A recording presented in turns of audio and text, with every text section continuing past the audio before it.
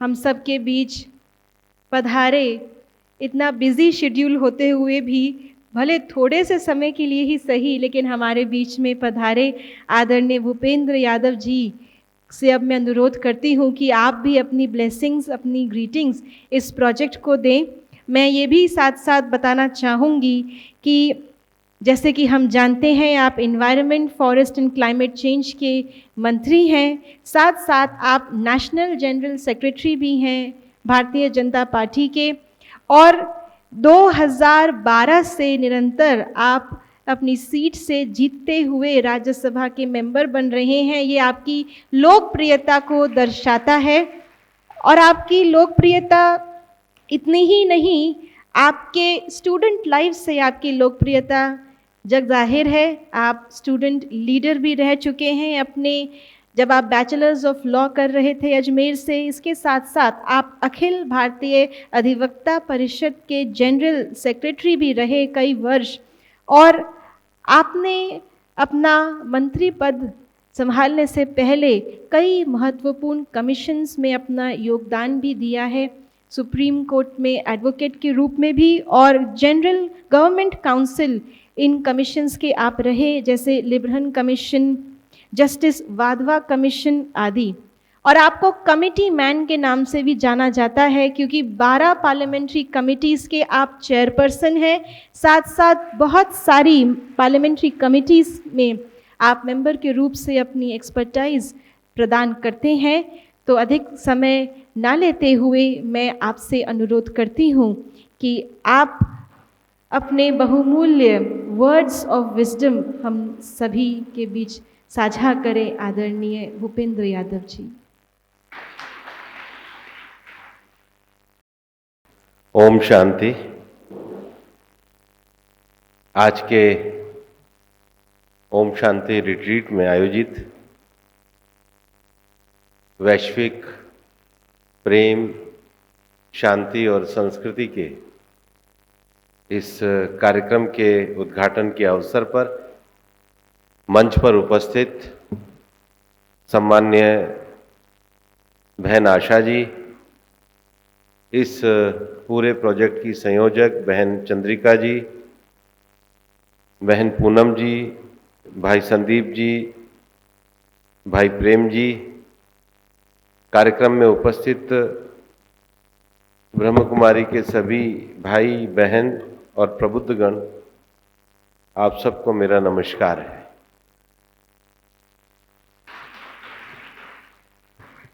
महर्षि पातंजलि ने योग सूत्र के पहले अध्याय के 37वें श्लोक में एक ही वाक्य में कहा है, तस्य वाचक प्रणव।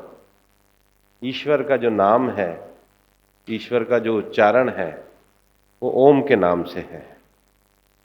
ओम शब्द अपने आप में श्रद्धा और पूर्ण समर्पण की भावना को जागृत करता है,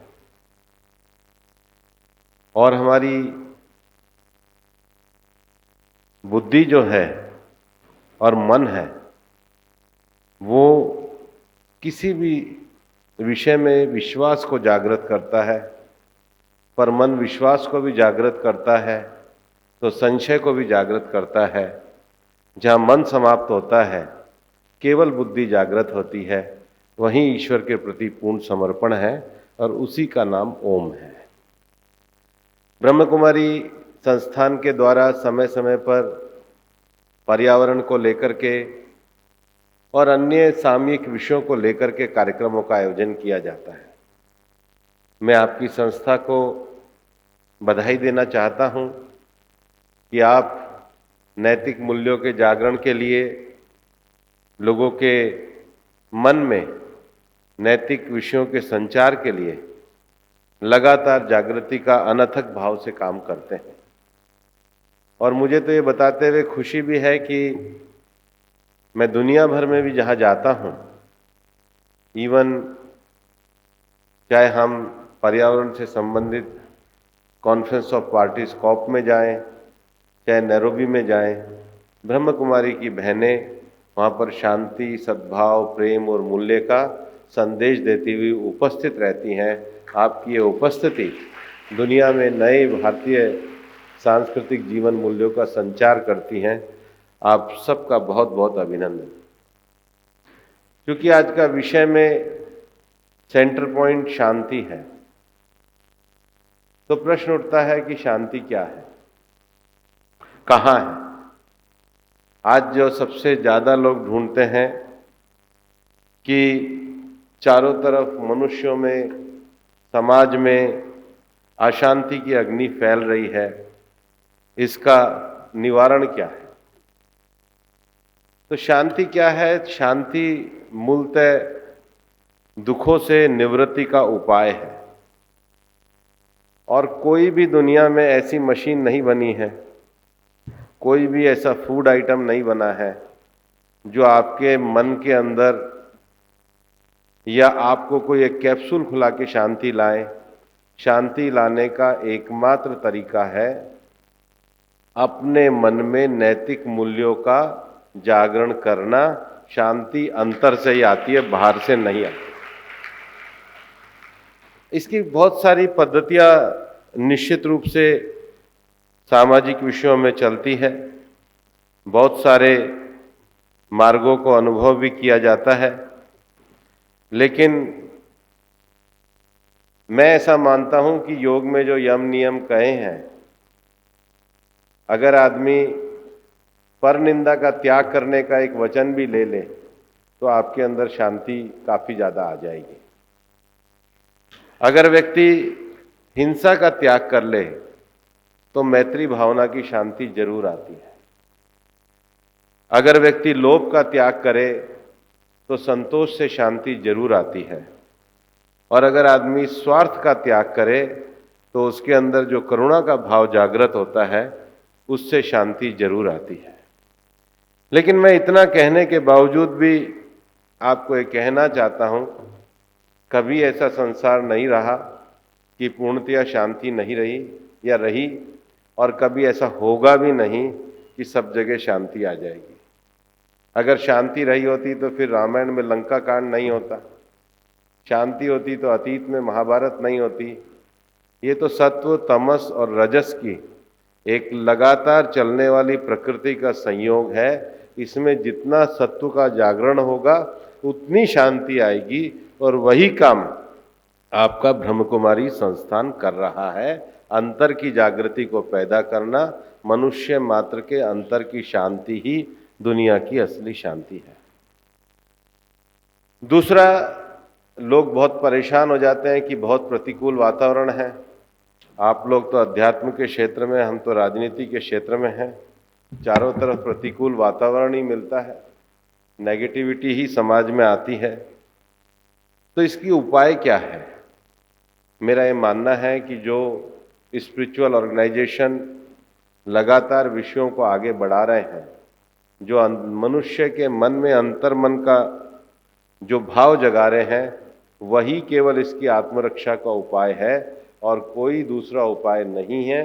क्योंकि चीजें तो एग्जिस्ट करेगी, केवल अंतर्मन को ही शांत करने का भाव, वह भाव ही शांति को ला सकता है, और कोई भाव इसको ला नहीं सकता है। और इसलिए हमारे यहाँ योग सूत्र की कल्पना में कहा गया है कि दृढ़ता और धैर्य, ये दो ही चीजें इसको आगे बढ़ा सकती हैं। लेकिन ये शब्दों में कहना आसान है, इसके पालन करने के लिए जो भाव प्रकट होते हैं, वो भाव वास्तव में कविता के माध्यम से, गीत के माध्यम से, कल्चर के माध्यम से, आर्ट के माध्यम से पैदा होते हैं। और इसलिए ये बहुत ही सामयिक है, कॉन्टेम्परेरी है कि आपने अपने ब्रह्मकुमारी संस्थान के माध्यम से कविता, गीत, कल्चर, आर्ट, ड्राइंग, इनके माध्यम से इन भाव को उकेरने का प्रयास किया है। मैं आज इस अवसर पर आपके द्वारा इस किए गए प्रयास की सराहना करता हूं और शुभकामना व्यक्त करता हूं कि आपने जो कार्यक्रम शुरू किया है, ये निश्चित रूप से व्यक्ति के अंतर जगत की शांति को लाने में सहायक सिद्ध होगा। मैं ये भी कहना चाहता हूं कि कई लोग समाज में बहुत अच्छा काम करते भी हैं। संसार को तो सबको छोड़ के जाना पड़ता है और सबको जाना रहेगा भी, लेकिन जाना केवल शारीरिक है। जो लोग दूसरों के हृदयों को सत्य के साथ और भावना के साथ जोड़ करके जाते हैं, उनके संदेश हमेशा वर्तमान में भी छाए रहते हैं। ब्रह्म कुमारी की जो संस्थापक, जो दादा, उन्होंने जो संदेश छोड़े, वो भाव रूप में आपके बीच में विद्यमान है। वो भाव जगत में शांति लाए, अंतर्मन में शांति लाए, व्यक्ति में शांति लाए, ताकि इस जगत के जो भी बाकी के दूसरे विषय हैं उसको स्वीकार करते हुए उनसे लड़ते हुए नहीं, उनको जीतते हुए आगे जाएं। इस काम को जो आप कर रहे हैं, इसके लिए आपको बहुत बहुत शुभकामनाएं। जय हिंद, जय भारत। आपकी शुभकामनाएं और आपका प्रोत्साहन अवश्य इस प्रोजेक्ट को बहुत आगे तक लेके जाएगा। आपसे अनुरोध करते हैं कि आदरणीय आशा दीदी जी आपका सम्मान करने के लिए, हाँ जी, आशा दीदी जी और चंद्रिका दीदी जी आपका सम्मान करने के लिए ये बहुत ही सुंदर जो हमारे जीवन का लक्ष्य है, नर ऐसी करनी करे जो श्री नारायण बने और नारी ऐसी करनी करे जो श्री लक्ष्मी बने। जितने भी नवनिर्वाचित हमारे मंत्रीगण हैं, आप सभी को बधाई दीदी दे रहे हैं और आपका आज विशेष ORC में आना हुआ, इसलिए आपको भी बहुत बहुत बधाई है। समाज की और देश की सेवा का जो आप कार्य कर रहे हैं, उसमें हम बहनों का भी, संस्था का भी, आप सभी को सदा सहयोग है। और मैं बहुत बहुत धन्यवाद करना चाहूँगी पुनः कि इतना कम समय होते हुए भी हमारे बीच में आप पधारे और आपने हमारा निमंत्रण स्वीकार किया।